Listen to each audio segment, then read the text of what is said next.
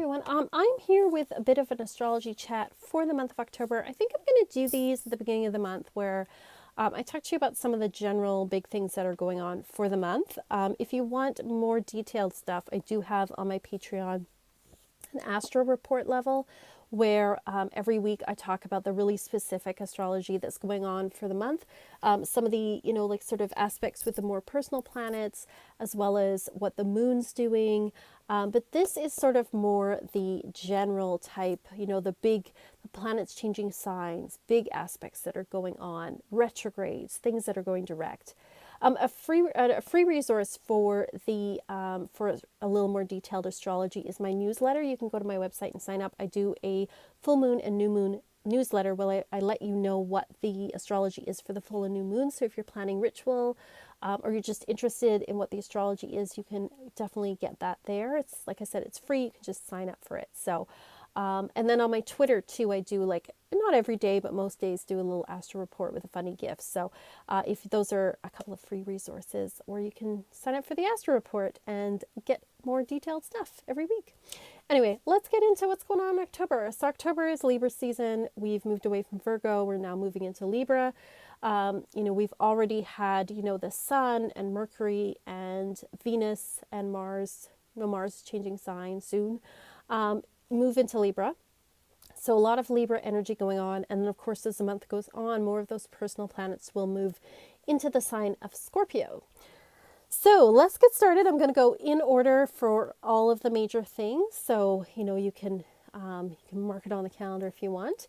So the first one we have is Tuesday, October 3rd. So I'm going to post this on the Saturday. So this would have already happened. But Tuesday, October 3rd, we had 3 planets make some major movement on that day. So the first was Pluto going direct. So Pluto is an outer planet. It tends to affect generations. It tends to affect things on a much sort of bigger global scale than on the personal. But depending on where it is in our chart, it can, have quite an effect on us on a personal level. So outer planets tend to move slower, and their retrogrades happen more frequently because they're moving at a different speed and are further away from the sun. So we tend to not feel the retrogrades so much as we feel like Mercury retrograde or Venus retrograde, but they are still there. Their energy is still there. So when Pluto goes direct, it is its energy is we're moving forward with change. So when he's retrograde, we tend to review the changes that we've already made. When he's direct, we're like, okay, I'm going to change things. And it's about letting go. So we may have felt that shift where we have let something go this past week, or we may be in the process of letting something go. So that Pluto energy is there. He's moving direct. We are starting to move forward with transition and changes this month. On that same day, Mercury moves into Scorpio, and Mercury is it's the planet of communication. When he was in Libra, he tends to be a little more easygoing and a little more diplomatic, but when he goes into Scorpio, he gets more intense. He is not comfortable with just talking about surface things or being nice about stuff. He wants to get down to the bottom of stuff. And so that energy is going to be going on all month because the Mercury is going to be going retrograde on October 31st. So we'll talk about that later. But we're going to be in that Scorpio communication energy for a while. So things, talking about deep psychological stuff, talking about the underlying issues of things. Like people aren't just going to be content with talking about the surface level of things for the next month or so. There's also going to be a lot of topics coming up around things like sexuality, power. So don't be surprised if those kind of things come up in the news over the next month or so. We also have Mars moving into Libra on that day. So Mars was in Virgo for the month of September, so our energy was definitely on the day-to-day and tasks and getting things done and practicality, but he also could give us quite a critical energy as well. So he moves into Libra, so less of that critical energy and perfectionism.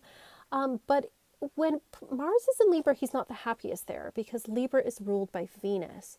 And so Mars tends to be a little more passive aggressive. So Mars rules like our willpower, our competitiveness, our desire for things, our drives. And when he's in Libra, he's not as direct. He tends to be a little more, go around things a little bit, be a little more passive aggressive. This is also the energy sometimes of people who will sweet talk people to get what they want. They're very focused on what they want. They're just not directly telling you what they want. They're kind of sweet talking you. So that energy is kind of going on. It is great though for working on art projects, anything to do with beautifying, aesthetics, renovations.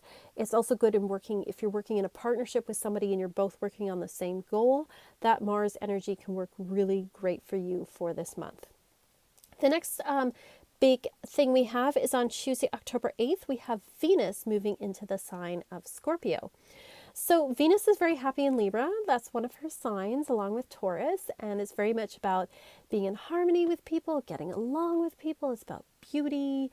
It doesn't, she doesn't want to rock the boat. She just wants to be happy and harmonious with people. But she kind of changes her mind when she goes into Scorpio. So Venus and Scorpio, I kind of always think of like a dominatrix for some reason. I think of like Madonna when she did her like sex book type thing. She's like all about like the sex. She's not taking any poop. She's like intense. Like our romantic lives get intense.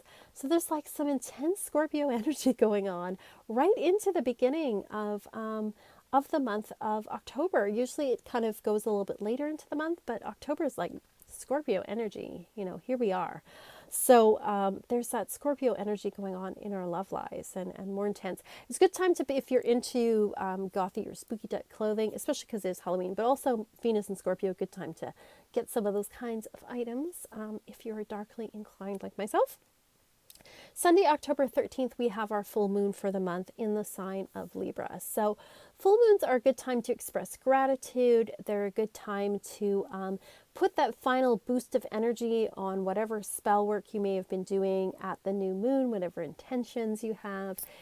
It's a good time for just like boosting that energy and for being grateful for what you have. So it's a good time to honor your love life, honor your partnerships in your life, honor, anything that's associated with aesthetics and beauty, all of that, to be just really grateful for that kind of stuff. And if you did set any intentions at the new moon, you can definitely, add some energy on that full moon on October 13th. And, it's nice, number 13, right? So that's Sunday on a Sunday. Wednesday, October 23rd, the sun moves into the sign of Scorpio. So we are definitely, we've got quite a lot of, already Mercury and Venus in Scorpio, but now we've got the sun in Scorpio as well. So our focus tends to go away from partnerships and more into that intense psychological time. This is a really good time to start doing some shadow work if you are into doing that, because the moon will be waning and the sun will mean you're consciously focused more on those psychological type issues.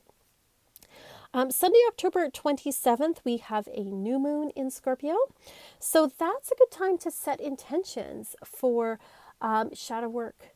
Scorpio has to do as well with sex and magic. So if you're looking to set intentions towards any kind of magical practice you're looking to explore, towards divination, good time to do karmic work, past life work.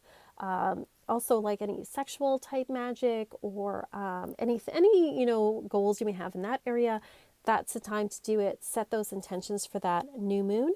It's also a good time, Scorpio is a good time to work on letting go of things too, to letting go of the past.